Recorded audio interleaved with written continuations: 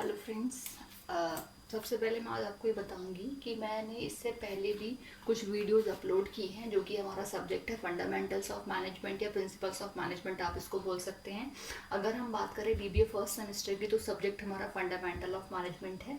और अगर हम बात करें बीसीए फर्स्ट साम की तो वहाँ हमारा सब्जेक्ट क्या है, principles of management.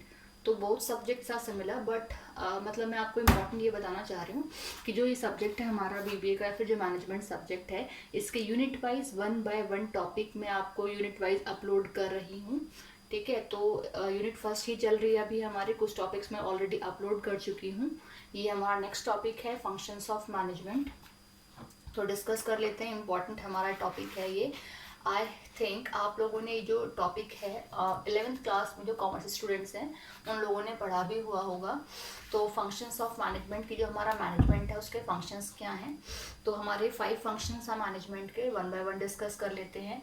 First is planning. Planning means to plan something. It means क्या है कि अगर हमने कोई काम करना है, किया नहीं है, अगर हमें कोई काम करना है तो उस काम को करने से पहले, उस वर्क को करने के रिगार्डिंग जो हम चीज़ों को प्लान कर रहे हैं कि वो काम हमें कब करना है, कैसे करना है, कौन करेगा, कहाँ किया जाएगा, ठीक है, किस वे में करना है, तो वो क्या है, पार्ट ऑफ प्लानिंग। कि आप काम को करने से पहले उसके बारे में जो सोच विचार कर रहे हो जिससे कि वो काम परफेक्टली हो जाए, टाइम से अचीव हो जाए, तो वो हमारा क्या है, प्लानिंग है।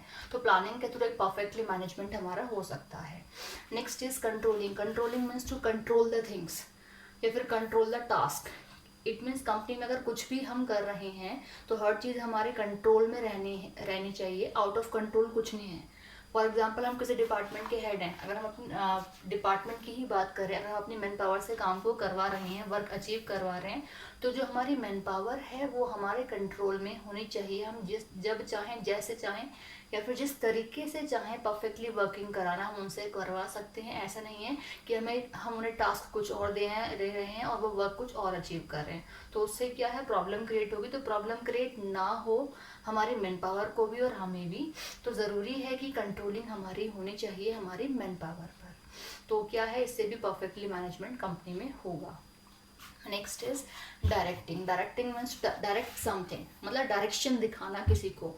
अगर हम बात करें किसी डिपार्टमेंट के हेड की, तो अगर हमारा सेल्स डिपार्टमेंट है, सेल्स डिपार्टमेंट के हम हेड हैं, इट मीन्स हम सेल्स मैनेजर हैं। तो सेल्स मैनेजर का काम क्या है कि अपने डिपार्टमेंट की जो मैन पावर, इट मीन्स जो सेल्स एग्जीक्यूटिव्स हैं, उनको सही डायरेक्शन दिखाना, सही रास्ता दिखाना, एक परफेक्ट वे उन्हें बताना वर्किंग के लिए, जिससे कि जिससे कि उन्हें कोई प्रॉब्लम अराइज ना हो, और अगर प्रॉब्लम अराइज हो भी तो वो पर्टिकुलर टास्क को या उस पर्टिकुलर वर्क को टाइमली और परफेक्शन से अचीव कर पाएँ। तो वो क्या है, डायरेक्टिंग। फॉर एग्जाम्पल एक और हम बात कर लेते हैं अपनी फैमिली का, कि अगर हम बात करते हैं पेरेंट्स की, तो पेरेंट्स क्या करते हैं, ऑलवेज अपने चिल्ड्रंस को क्या है, डायरेक्शन देते हैं सही। अच्छा, बच्चा चाहे या ना चाहे, बट ऑलवेज हमारे पेरेंट्स क्या होते हैं, हमें सही रास्ता दिखाते हैं, सही डायरेक्शन, एक सही पाथ बताते हैं, जिससे कि हम गलत किसी भी काम को ना करें। उसमें प्रॉफिट पेरेंट्स का भी है और चाइल्ड दोनों का ही है ना। तो क्या है, ऐसे ही कंपनी का एग्जांपल करें तो डिपार्टमेंट की अगर हम हेड की बात करें, फिर डिपार्टमेंट की बात करें, तो डिपार्टमेंट का हेड कभी भी नहीं चाहेगा कि उसकी मैन पावर को कभी भी कोई प्रॉब्लम अराइज करनी पड़े, या फिर उसे खुद को भी कोई प्रॉब्लम अराइज हो कंपनी में किसी वर्किंग के रिगार्डिंग। तो वो कहीं ना कहीं हर चीज़ के लिए अपने एम्प्लॉयज़ को डायरेक्ट करता रहेगा, सही दिशा दिखाता रहेगा, परफेक्ट टास्क बताता रहेगा। जहाँ कोई प्रॉब्लम अराइज होने वाली है उससे पहले उनको टोक देगा, बता देगा कि कोई भी पर्टिकुलर वर्क हमें किस तरीके से करना, कब करना है, कैसे करना है, जिससे कि वो भी प्रॉब्लम से बचे रहें और वो जो हेड है डिपार्टमेंट का वो भी ज़्यादा प्रॉब्लम को फेस ना करे। ठीक है, ये होता है डायरेक्टिंग।